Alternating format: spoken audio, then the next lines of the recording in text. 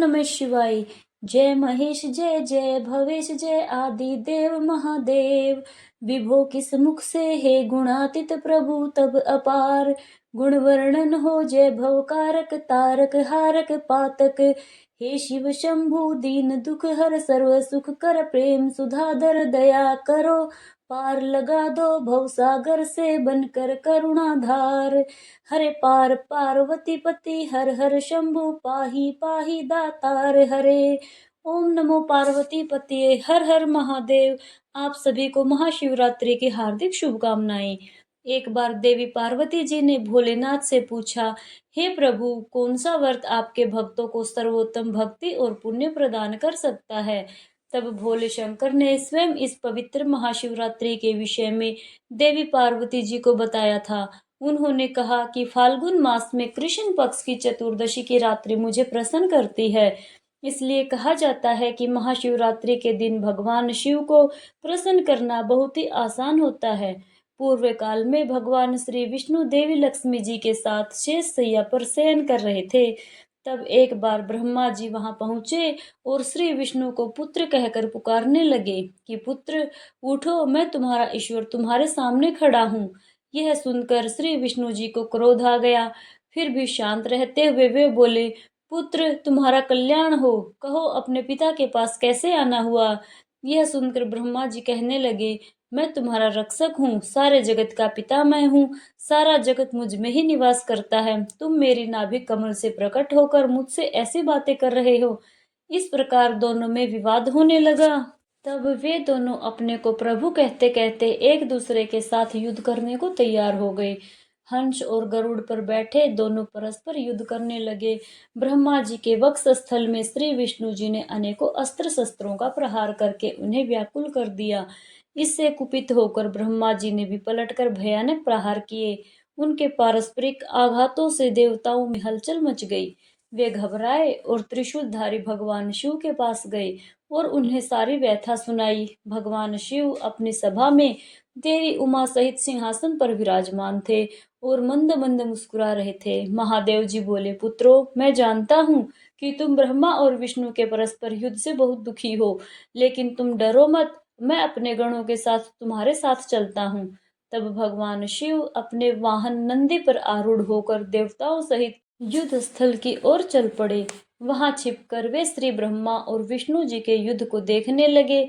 जब उन्हें यह ज्ञात हुआ कि वे दोनों एक दूसरे को मारने की इच्छा से माहेश्वर और पाशुपात अस्त्रों का प्रयोग करने जा रहे हैं, तो वे युद्ध को शांत करने के लिए महाअग्नि के समान एक स्तंभ के रूप में श्री ब्रह्मा और विष्णु जी के मध्य खड़े हो गए। महाअग्नि के प्रकट होते ही दोनों के अस्त्र स्वयं ही शांत हो गए। अस्त्रों को शांत होते देखकर ब्रह्मा और विष्णु जी कहने लगे, इस अग्नि स्वरूप स्तंभ के बारे में हमें जानकारी करनी चाहिए। दोनों ने ही उसकी परीक्षा लेने का निर्णय किया। भगवान विष्णु ने शुक्र रूप धारण किया और उसको देखने के लिए नीचे धरती लोक में चल दिए। ब्रह्मा जी हंस का रूप धारण करके ऊपर की ओर चल पड़े। पाताल में बहुत नीचे जाने पर भी श्री विष्णु को स्तंभ का अंत नहीं मिला। अंततः वे वापस चले आए और ब्रह्मा जी ने आकाश में जाकर केतकी का पुष्प देखा। वे उस पुष्प को लेकर श्री विष्णु जी के पास आए। श्री विष्णु जी ने उनके चरण पकड़ लिए। ब्रह्मा जी के छल को देखकर तब भगवान शिव तुरंत प्रकट हुए। श्री विष्णु जी की महानता से शिव जी प्रसन्न होकर बोले, हे विष्णु, आप सत्य बोलते हैं, अतः मैं आपको अपनी समानता का अधिकार देता हूँ। महादेव जी ब्रह्मा जी के छल पर अत्यंत क्रोधित हुए। तब उन्होंने अपने त्रिनेत्र से भैरव को प्रकट किया और उन्हें आज्ञा दी कि वह तलवार से ब्रह्मा जी को दंड दे। आज्ञा पाते ही भैरव ने ब्रह्मा जी के केश पकड़कर उनका 5वां सिर काट दिया। ब्रह्मा जी डर के मारे कांपने लगे। उन्होंने भैरव के चरण पकड़ लिए तथा क्षमा मांगने लगे। इसे देखकर श्री विष्णु ने भगवान शिव से प्रार्थना की कि आपकी कृपा से ही ब्रह्मा जी का 5वां सिर उन्हें प्राप्त हुआ था, अतः आप इन्हें क्षमा कर दीजिए। तब शिव जी की आज्ञा पाकर ब्रह्मा जी को भैरव ने छोड़ दिया। भगवान शिव ने तब कहा कि तुमने प्रतिष्ठा और ईश्वरत्व को दिखाने के लिए छल किया है, इसलिए मैं तुम्हें श्राप देता हूँ कि तुम सत्कार, स्थान और उत्सव से विहीन रहोगे। तब ब्रह्मा जी को भी अपनी गलती का पश्चाताप हो चुका था। उन्होंने भगवान शिव के चरण पकड़कर क्षमा मांगी और निवेदन किया कि वे उनका 5वां सिर पुनः प्रदान करें। तब महादेव जी ने कहा कि जगत की स्थिति को बिगड़ने से बचाने के लिए पापी को दंड अवश्य ही देना चाहिए, ताकि लोक मर्यादा बनी रहे।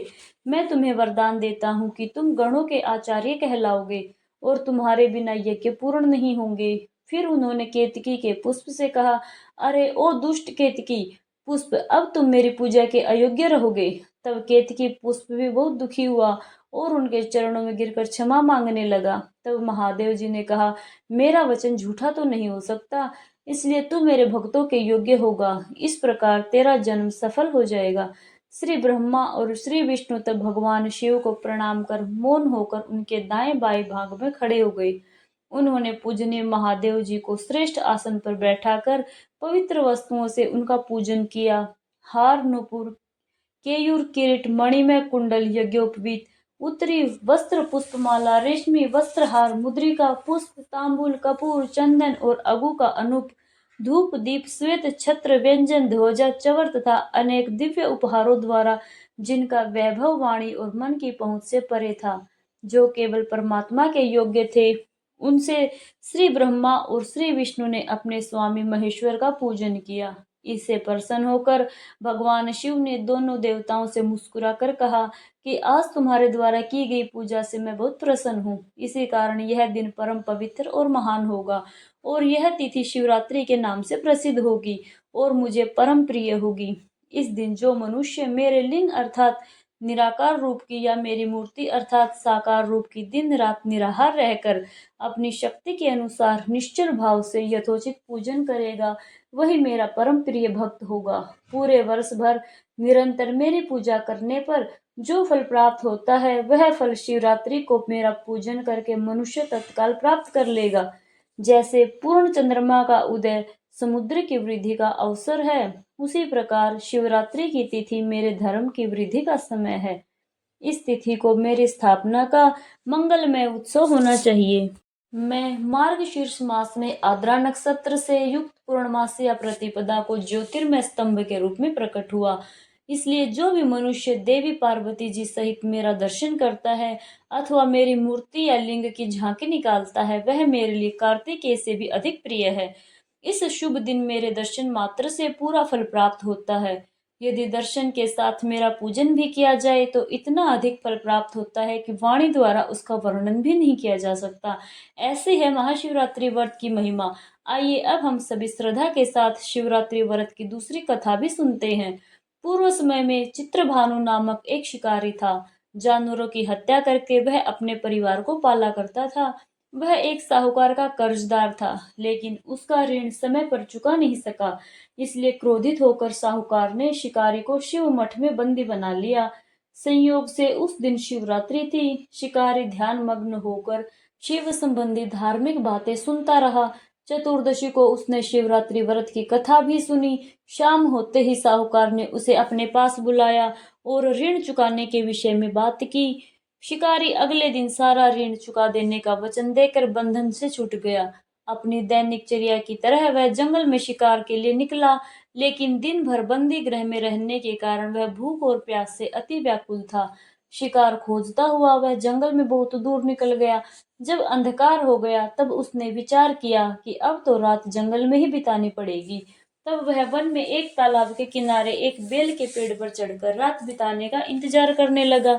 बेल वृक्ष के नीचे शिवलिंग था, जो कि बिल्व पत्रों से ढका हुआ था। शिकारी को इस बात का पता ही नहीं चला। पड़ाव बनाते समय उसने जो टहनियां तोड़ी वे संयोग से शिवलिंग पर गिरती चली गई। इस प्रकार दिन भर भूखे प्यासे शिकारी का व्रत भी हो गया और शिवलिंग पर अनायास से बिल्व पत्र भी चढ़ गए। एक पहर रात्रि बीत जाने पर एक गर्भिणी हिरणी तालाब पर पानी पीने पहुंची। शिकारी ने धनुष पर तीर चढ़ाकर जैसे ही प्रत्यंचा खींची, हिरणी बोली, मैं गर्भिणी हूँ, शीघ्र ही बच्चे को जन्म देने वाली हूँ। तुम एक साथ इस तरह से दोनों जीवों की हत्या करोगे तो बिल्कुल ठीक नहीं है। मैं बच्चे को जन्म देकर जल्दी ही तुम्हारे सामने प्रस्तुत हो जाऊंगी, तब तुम मुझे मार लेना। शिकारी ने गर्भिणी हिरणी की पुकार सुनकर प्रत्यंचा ढीली कर दी और हिरणी जंगली झाड़ियों में गायब हो गई। इधर प्रत्यंचा चढ़ाने और ढीली करने के समय कुछ बिल्व पत्र अनायास ही टूटकर शिवलिंग पर गिर गए। इस प्रकार शिकारी से अनजाने में ही प्रथम प्रहर का पूजन भी संपन्न हो गया। कुछ ही देर बाद एक और हिरणी उधर से निकली। शिकारी की प्रसन्नता का ठिकाना न रहा। समीप आने पर उसने धनुष पर बाण चढ़ाया। तब उसे देखकर हिरणी ने विनम्रता पूर्वक निवेदन किया, हे शिकारी, मैं थोड़ी देर पहले ही ऋतु से निवृत्त हुई हूँ। कामातुर वीरहिरणी हूँ मैं, और अपने प्रिय की खोज में भटक रही हूँ। मैं अपने पति से मिलकर शीघ्र ही तुम्हारे पास आ जाऊंगी। तुम तो मुझे मार लेना। शिकारी ने उसे भी जाने दिया। 2 बार शिकार को खोकर अब उसका माथा ठनका और वह चिंता में पड़ गया। रात्रि का आखिरी पहर बीत रहा था। इस बार भी धनुष से लगकर कुछ बेलपत्र शिवलिंग पर जा गिरे तथा दूसरी पहर की पूजा भी अनजाने में ही संपन्न हो गई। तभी एक अन्य हिरणी अपने बच्चों के साथ उधर से निकली। शिकारी के लिए यह स्वर्णिम अवसर था। उसने धनुष पर तीर चढ़ाने में बिल्कुल भी देर न लगाई और वह उन पर तीर छोड़ने ही वाला था कि हिरणी बोल उठी, हे शिकारी, मैं इन बच्चों को इनके पिता के हवाले करके लौट आऊंगी। इस समय मुझे मत मारो। शिकारी सुनकर हंसा और बोला, सामने आए शिकार को छोड़ दूं? मैं ऐसा मूर्ख नहीं। इससे पहले भी मैं 2 बार अपना शिकार खो चुका हूँ और मेरे बच्चे भी तो भूख प्यास से व्याकुल हो रहे होंगे।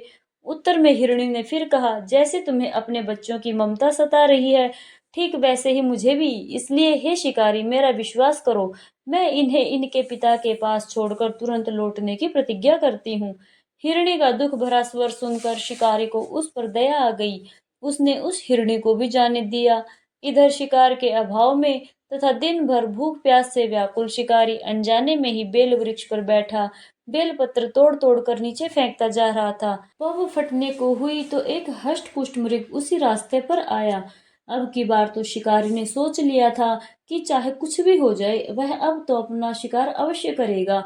इधर शिकारी की तनि प्रत्यंचा देखकर वह हिरण विनीत स्वर में बोल उठा, हे शिकारी, यदि तुमने मुझसे पहले आने वाली 3 हिरणियों और उसके छोटे छोटे बच्चों को मार डाला है, तो मुझे भी मारने में बिल्कुल देर मत करो, ताकि मुझे उनके वियोग में एक क्षण का भी दुख सहन ना करना पड़े। क्योंकि मैं उन हिरनियों का पति हूँ, और अगर तुमने उन्हें जीवन दान दिया है, तो कृपया मुझे भी कुछ क्षण का जीवन देने की कृपा करो। मैं उनसे मिलकर तुम्हारे सामने जल्द ही उपस्थित हो जाऊंगा। हिरण की यह बात सुनते ही शिकारी के सामने पूरी रात का घटना चक्र घूम गया। उसने सारी कथा उस हिरण को सुना दी। तब हिरण ने कहा, मेरी तीनों पत्नियां जिस प्रकार प्रतिज्ञा करके यहाँ से गई हैं, मेरी मृत्यु होने से वे अपने धर्म का पालन नहीं कर पाएंगी। इसलिए हे शिकारी, जैसे तुमने उन्हें विश्वास पात्र मानकर छोड़ा है, वैसे ही मुझे भी जाने दो, और मैं उन सब के साथ तुम्हारे सामने शीघ्र ही उपस्थित हो जाऊंगा। मैं तुम्हें वचन देता हूँ। उसकी बात सुनकर शिकारी ने उसे भी जाने दिया। इस प्रकार प्रातः हो आई। इस प्रकार उपवास, रात्रि जागरण तथा शिवलिंग पर बेलपत्र चढ़ने से अनजाने में ही शिवरात्रि की पूजा भी पूर्ण हो गई। पर अनजाने में ही की हुई पूजा का परिणाम उसे तत्काल मिल गया और उस शिकारी का हिंसक हृदय निर्मल हो गया। उसमें करुणा भर गई, भगवत भक्ति का वास हो गया, और थोड़ी ही देर बाद वह हिरण पूरे परिवार के सहित उस शिकारी के सामने उपस्थित हो गया, ताकि वह उनका शिकार कर सके। किंतु जंगली पशुओं की ऐसी सत्यता, सात्विकता और सामूहिक प्रेम भावना देखकर अब शिकारी को बड़ी आत्मग्लानि हुई और उसने उस मृग परिवार को जीवन दान दे दिया। अनजाने में शिवरात्रि के व्रत का पालन करने पर भी शिकारी को मोक्ष की प्राप्ति हुई। और जब मृत्यु काल में यमदूत उसके प्राणों को ले जाने आए, तब शिव गणों ने उन्हें वापस भेज दिया तथा शिकारी को वे सम्मान सहित अपने शिवलोक में ले गए। और भगवान शिव की कृपा से ही अपने इस जन्म में वह राजा चित्रभानु अपने पिछले जन्म को याद रख पाए तथा महाशिवरात्रि के महत्व को जानकर उसका अगले जन्म में भी पालन कर पाए। हर साल ही भोले भंडारी के भक्त धार्मिक स्थलों से गंगा जल से भरी कावड़ लेकर पैदल यात्रा करके अपने अपने घर वापस लौटते हैं। इसी सफर को कावड़ यात्रा कहा जाता है।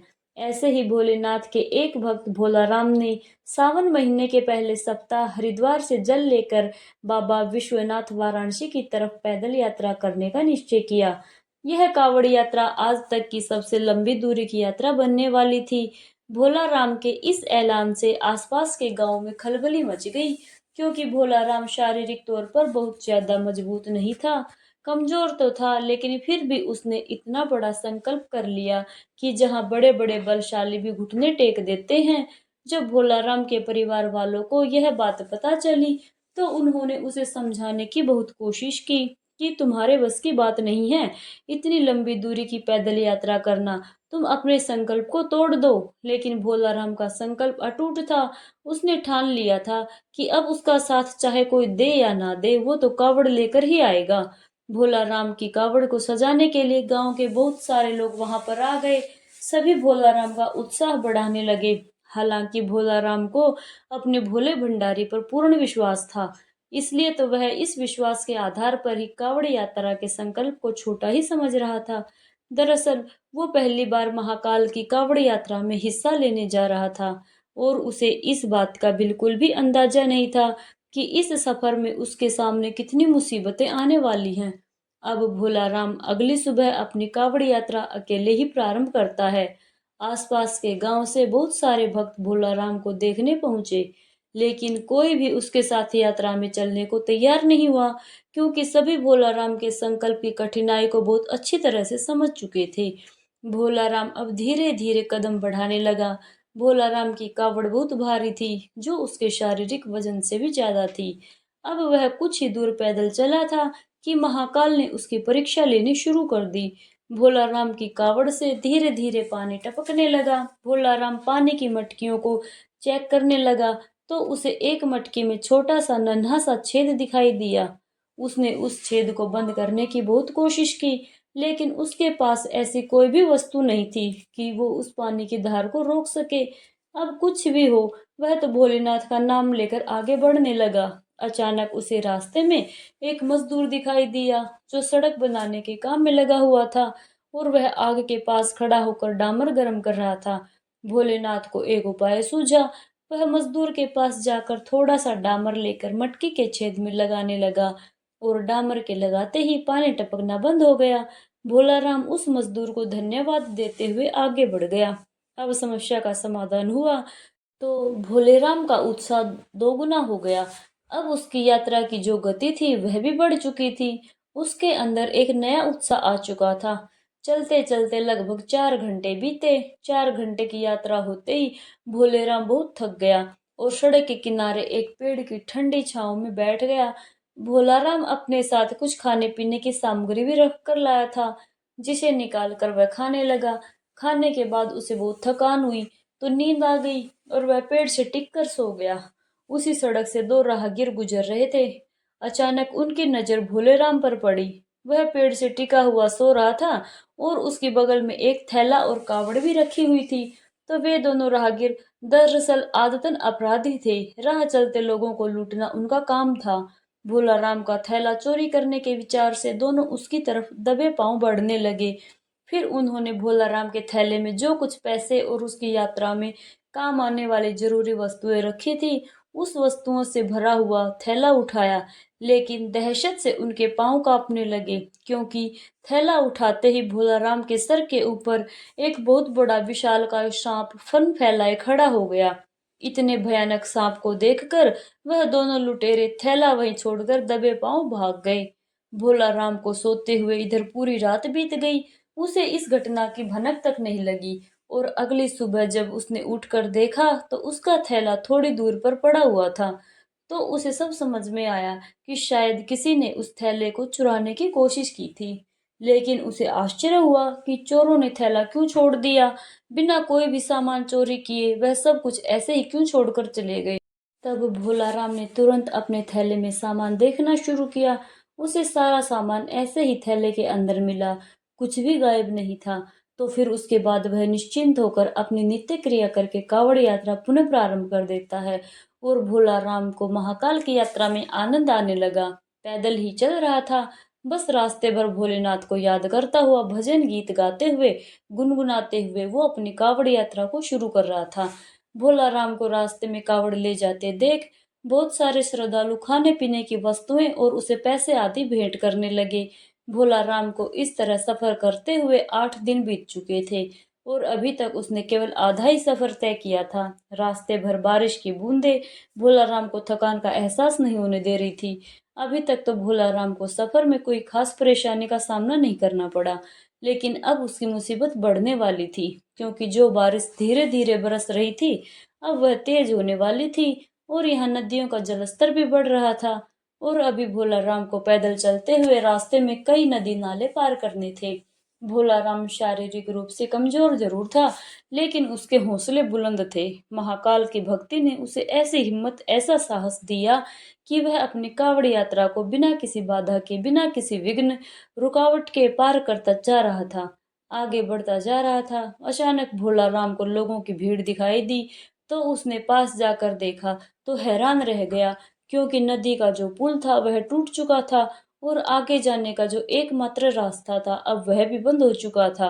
और जब तक पानी सामान्य स्तर से कम नहीं हो जाता तब तक उस रास्ते को पार करना नामुमकिन था। भोला राम मन में विश्वास लेकर, भोलेनाथ का आसरा लेकर, कावड़ लेकर सड़क पर ही बैठ गया और फिर पानी नीचे उतरने का इंतजार करने लगा। उसे बैठे 4 घंटे हुए कि अचानक एक एम्बुलेंस आकर खड़ी हो गई। एम्बुलेंस के अंदर एक मंत्री को ले जाया जा रहा था, लेकिन पुल टूटने के कारण उस एम्बुलेंस को भी वहां पर रुकना पड़ा। लेकिन जैसे ही मंत्री के काफिले को पुल टूटने की खबर मिली तो उन्होंने मंत्री के लिए हेलीकॉप्टर भेज दिया। और हेलीकॉप्टर पहुंचते ही मंत्री जी के साथ साथ वहां बैठे लोगों को भी नदी के उस पार जाने का मौका मिल गया। और उन्हीं लोगों के बीच में था भोला राम, जो अपनी कांवर लेकर हेलीकॉप्टर में बैठ गया और नदी पार कर ली। भोला राम मन ही मन भगवान को धन्यवाद करने लगा और उसने अपना सफर जारी रखा। कुछ दूर आगे चलने के बाद भोला राम को गांव के किनारे पहाड़ी के ऊपर एक छोटा सा मंदिर दिखाई पड़ा। उसने सोचा, चलो उस मंदिर में दर्शन करके आते हैं। तो वह अपनी कावड़ कंधे पर उठाए मंदिर की तरफ जाने लगा। मंदिर थोड़ा ऊंचाई पर था, उसे ऊपर चढ़ने में परेशानी हो रही थी, लेकिन भोला राम पेड़ की शाखाएं पकड़कर मंदिर के द्वार तक किसी भी तरह पहुंच ही गया। और फिर अपनी कावड़ को मंदिर के बाहर रखकर उसने मंदिर के अंदर प्रवेश किया। अंदर पहुंचते ही उसे एक साधु ध्यान में बैठे हुए दिखाई दिए। भोला राम की आहट से उनकी आंखें खुल गई। वो भोला राम को उसके नाम से बुलाते हुए कहने लगे, भोला राम, लाओ पानी मुझे दे दो, मुझे बहुत जोर से प्यास लगी है। अब यह बात सुनकर भोला राम को बड़ा आश्चर्य हुआ कि यह साधु उसका नाम कैसे जानते हैं। फिर कहने लगा, मैं मटके में जल लाया हूँ। और भोला राम तुरंत साधु के सामने हाथ जोड़कर खड़ा हो गया। कहने लगा, बाबा, आप तो अंतर्यामी लग रहे हैं। आप तो सब कुछ जानते हैं कि मैं कावड़ के लिए पवित्र जल लेकर जा रहा हूँ, जिसे मैं अपने भोलेनाथ को अर्पित करूंगा। और अगर मैंने यह आपको दे दिया तो मेरे पास वहां ले जाने के लिए कुछ भी नहीं बचेगा। और वैसे भी बाबा, रास्ते में बहुत सारा जल तो गिर चुका है। मैं क्षमा चाहूंगा, मैं आपको जल नहीं दे सकता। ऐसा कहकर भोला राम मंदिर से बाहर आ गया और अपनी कावड़ लेकर पहाड़ के नीचे उतर गया। भोला राम कच्चे रास्ते से आगे बढ़ने लगा। थोड़ी ही दूर पर उसे एक गांव दिखाई दिया। जैसे ही वह उस गांव के नजदीक पहुंचा, वहां पर कुछ लोग बैठे हुए दिखाई दिए। सभी भोला राम को कावड़ ले जाते देख उसके पास पहुंच गए। गांव के लोग अब भोला राम को खाने पीने की वस्तुएं भेंट करने लगे, लेकिन भोला राम ने उन्हें सबको रोक दिया। कहने लगा, अगर आप मुझे कुछ देना ही चाहते हैं तो पीछे वहां पहाड़ी पर एक मंदिर है। वहां पर एक साधु बाबा भूखे प्यासे बैठे हैं। कृपया करके आप यह सारी सामग्री उनके पास भिजवा दीजिए। गांव के लोग भोलाराम को हैरान होकर देखने लगे। कहने लगे, अरे भैया, यहाँ तो कोई पहाड़ी नहीं है, यह पूरा इलाका तो जंगली है और यहाँ पेड़ पौधे के अलावा आपको कुछ भी दिखाई नहीं देगा। जरूर आपको कोई भ्रम हुआ होगा। सुनकर भोलाराम तो सोच में पड़ गया। फिर थोड़ी देर सोचने के बाद कहने लगा, मैं दावे के साथ कह सकता हूँ, यहाँ पहाड़ी में एक मंदिर है। आप सभी मेरे साथ चलिए, मैं आपको दिखाता हूँ अभी। और फिर भोलाराम सभी को लेकर पहाड़ी को खोजते हुए चलने लगा। लेकिन उसे कुछ दूर आते ही एहसास होने लगा कि वह गलत रास्ते पर जा रहा है, क्योंकि बहुत देर चलने के बाद उसे वह पहाड़ी दिखाई नहीं दे रही थी और यह रास्ता भी उसके लिए अनजाना सा लग रहा था। तो वह गांव वालों से तुरंत कहने लगा कि आपके गांव में आने वाला कोई और दूसरा रास्ता भी है क्या। तो गांव वालों ने मना कर दिया। अब सारे गांव वाले भोलाराम को समझाने लगे कि आप भ्रमित नहीं हो। अरे भैया, ना तो यहाँ पर कोई पहाड़ी है और ना ही कोई मंदिर है, और इसके अलावा यहाँ पर कोई साधु भूखा प्यासा भी नहीं बैठा है। एक काम करो, आप अपनी कांवड़ यात्रा पुनः प्रारंभ करो। अभी आपका सफर लंबा है, थकान के कारण शायद आपको ऐसा आभास हो रहा होगा। भोलाराम वही घुटने के बल बैठ गया और हाथ जोड़कर महाकाल का आह्वान करने जोर जोर से रोने लगा। रो रो कर कहने लगा, महाकाल, मैं आपको पहचान नहीं पाया, कृपया मुझे दर्शन दीजिए। मैं जानता हूँ भोलेनाथ कि साधु के वेश में आप ही थे। मैं आपके लिए जल लाया हूँ प्रभु, और मैं आपको जल पिलाए बिना यहाँ से नहीं जाने वाला। और कुछ ही देर में भोलाराम के सामने से बड़े बड़े पेड़ों के पीछे अचानक पहाड़ी में मंदिर नजर आने लगा। गांव के सभी लोग उस मंदिर को देखकर हैरान रह गए। मंदिर दिखते ही भोलाराम कावड़ लेकर दौड़ पड़ा और दोबारा उसी मंदिर में प्रवेश कर गया। गांव के लोग पहाड़ी के नीचे खड़े होकर भोलेनाथ की यह सारी महिमा देख रहे थे। मंदिर रहस्यमयी था, जिसे आज से पहले किसी ने कभी नहीं देखा था। भोलाराम ने मंदिर के अंदर पहुंचते ही साधु के सामने अपनी कावड़ रख दी। तब साधु ने भोलाराम से कहा, अब मेरे मस्तक पे जल डालो। और जैसे ही भोलाराम मटके से साधु के सिर पे जल डालता है, अचानक उसके सामने का सारा दृश्य बदल जाता है और वह वाराणसी की गंगा नदी के किनारे पहुंच चुका होता है। उसे कुछ समझ में ही नहीं आया, क्योंकि अभी यहाँ तक पहुंचने के लिए उसे 5 दिन का सफर और तय करना था, लेकिन वह तो सफर पलक झपकते ही पूरा हो चुका था। भोलेनाथ की इस महिमा को वह समझ चुका था। यह जानकर भोलेराम की आंखों में आंसू आ गए और वह गंगा नदी के किनारे भोलेनाथ के ध्यान में बैठ गया। भोलाराम की कावड़ यात्रा स्वयं महाकाल ने संपन्न की थी, और उसकी कावड़ यात्रा पूरी होते ही भोलेनाथ की यह अद्भुत गाथा भी समाप्त होती है। अगर आपने यह कथा पूरी सुनी है तो कमेंट बॉक्स में जरूर बताइएगा आपको यह कथा कैसी लगी। हर हर महादेव। ओम नमः शिवाय।